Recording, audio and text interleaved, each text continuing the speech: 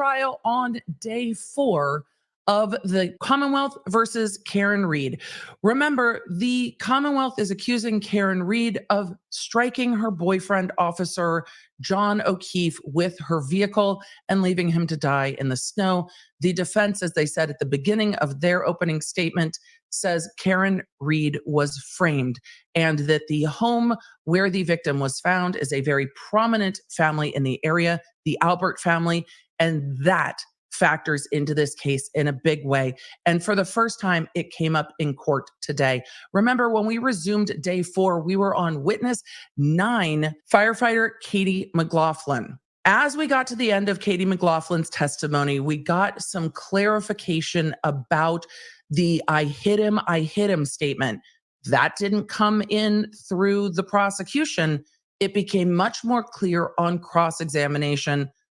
A lot of things in this trial have so far been that way.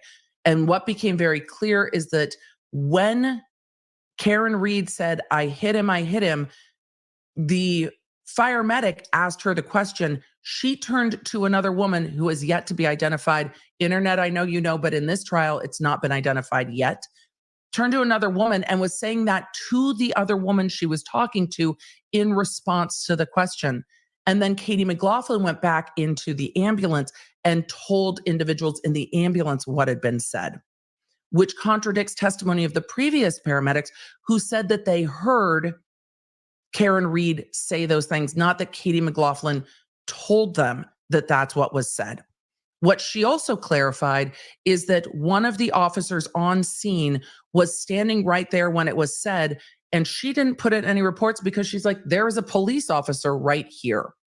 What we know from prior testimony is that those officers didn't really do anything with that information to treat the scene like a crime scene. In fact, Karen Read left the scene after all of this happened and no one stopped her from leaving. So we now have more clarity on how things were said and why, which leaves a lot of doubt as to whether Karen Read was saying, I hit him, or looking at someone saying, I hit him. And there is a big difference for this jury between the two, I would imagine.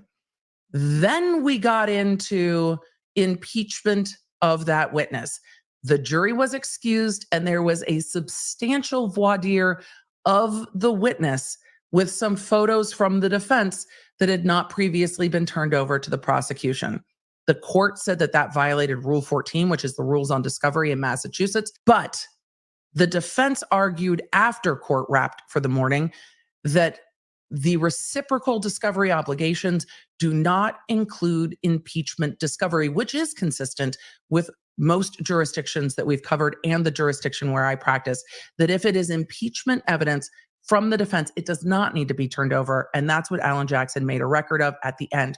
What was it? Photos from social media of fire medic Katie McLaughlin with Caitlin Albert, the daughter of the homeowner where the victim was found. So now we have how well do these two know each other?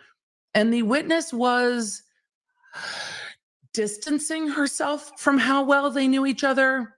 She said they're acquaintances. They have a lot of mutual friends in groups. Yes, there are a number of pictures of them together. She said they looked older and they were from social media.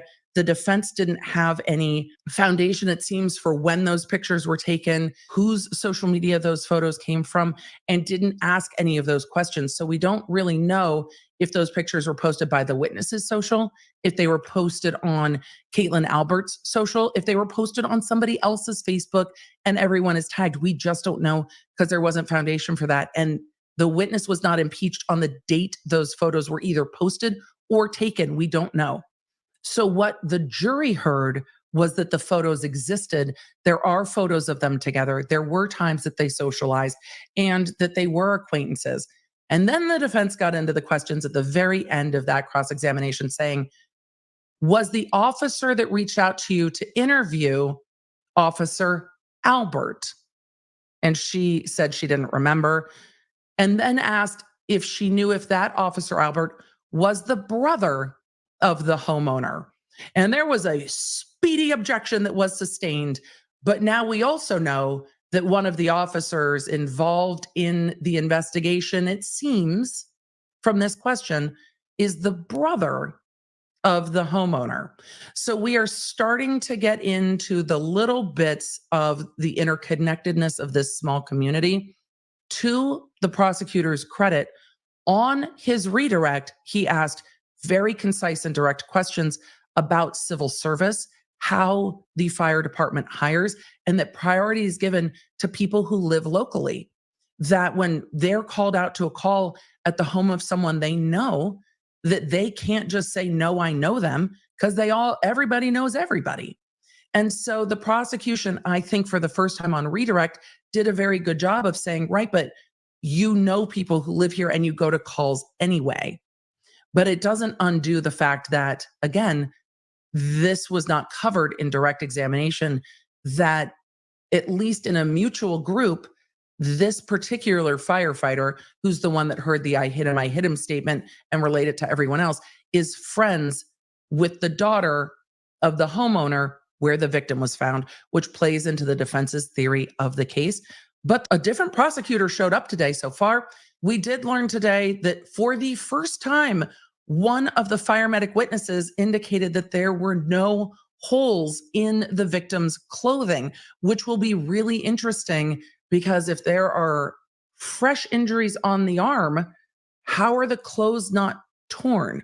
So we will see. Now the jury is going on a view. The judge did something that I really liked in getting ready for this jury view and explained to the jury what the purpose of the view was, read them the jury instructions about how it would happen, and was very informative with them on this is what's going to happen. This is what's to expect. This is how people are allowed to interact with you. This is the distance set up so other people don't interact with you. And then the lawyers got to make a jury view argument, which I have not seen in other jurisdictions, where in open court, they got to say to the jurors what they wanted them to focus on.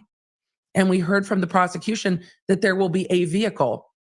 They didn't say it was the defendant's vehicle, which they probably have in impound, but that there will be a vehicle on scene and they want the jury to get a sense of the size of the vehicle, the interior of the vehicle, the dashboard of the vehicle, and get a sense of the distance of where the fire hydrant is on the property, where the flagpole is, and some of the other landmarks on that property that we've seen in the photos. Because, well, it's May 3rd and it's not snowing in Massachusetts. The defense then started to get into more of an opening statement type conversation or colloquy with the jury. And the judge was like, there's limited things you can say. And he redirected back to, we want you to pay attention to the distances and put kind of three-dimensional context to this crime scene. It was a very, very interesting day in court. A totally different trial showed up today. And I'm interested to see what happens when they come back this afternoon. At the end of day 4 of the Commonwealth versus Karen Read, we did have more fire paramedic testimony, but this started the testimony of the firefighters and paramedics that showed up to take Karen Read to the hospital. There is still a glaring gap in that because they have not called the police officers who made the decision to put Karen Read on a psych hold, which in this jurisdiction is Section 12. In like California, it's 5150. In Florida, it's Baker Act, has different names, but it is a forced psych hold, essentially. Law enforcement at some point determined there would be a hold, and then the call came back out for an ambulance to transport Karen Read to the hospital. They had conversations with Karen Read on the way to the hospital. She was referring to her boyfriend, the victim in this case, Officer John O'Keefe, as her husband, and had made comments prior to fire and paramedic arriving on scene that she was contemplating self-harm.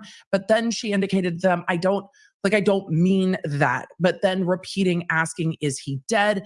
And one of the witnesses at the end of the day said, she said to them, could I have hit him?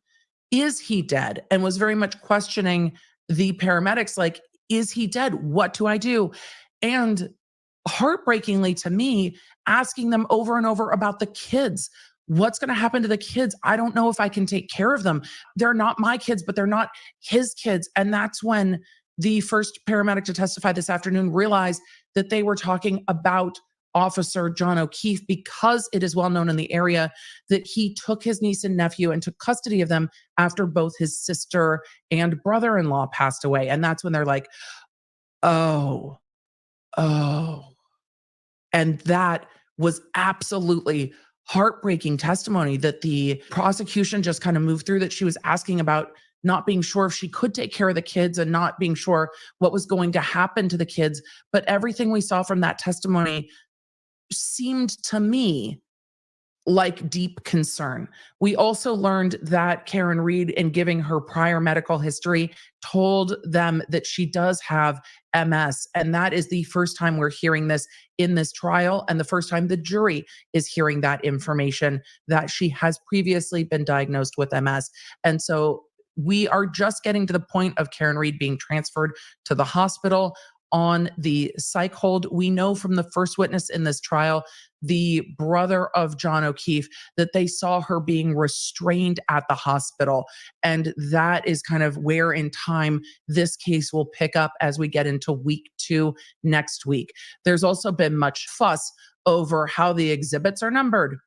It seems that the judge had them pre-mark the exhibits and now wants them numbered in the order they're introduced, which is causing some issues with how the exhibits are marked, which is going to create confusion for everyone. When you pre-mark exhibits, they get introduced out of order oftentimes, but most courts just allow them to come in out of order. And so I'm very confused why the judge, after allowing the extensive amount of exhibits, including videos, to be pre-marked, is now determining they need to be marked and numbered as they come in. It seems like a lot of make work for the lawyers and a lot of potential confusion since we're a week into trial.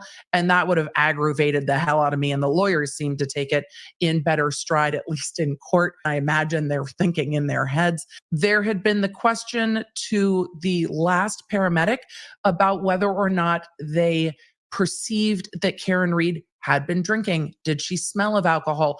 Were they asking those questions? And they were asking her if she had been drinking or if she had done any drugs, because they need to know what she has ingested before they transport her to the hospital on a psych hold. They said no. And of all of the witnesses that have interacted with Karen Read, no one mentioned once that they smelled alcohol on her breath or perceived that she might be under the influence. Everyone has said that she seemed distraught. And they again made the note that while she was in the ambulance with them, she still had the victim's blood on her face and her neck from trying to give CPR to John O'Keefe. The final area that they were fighting over, quite fearsomely actually, was statements Karen Read made about Carrie Roberts, the other woman that was with her, and I think is the one that drove her back to the scene when they decided to place her on a psych hold, because she had left the scene with somebody and then came back. And the paramedic said, it seems like you have a good support system. It's going to be okay.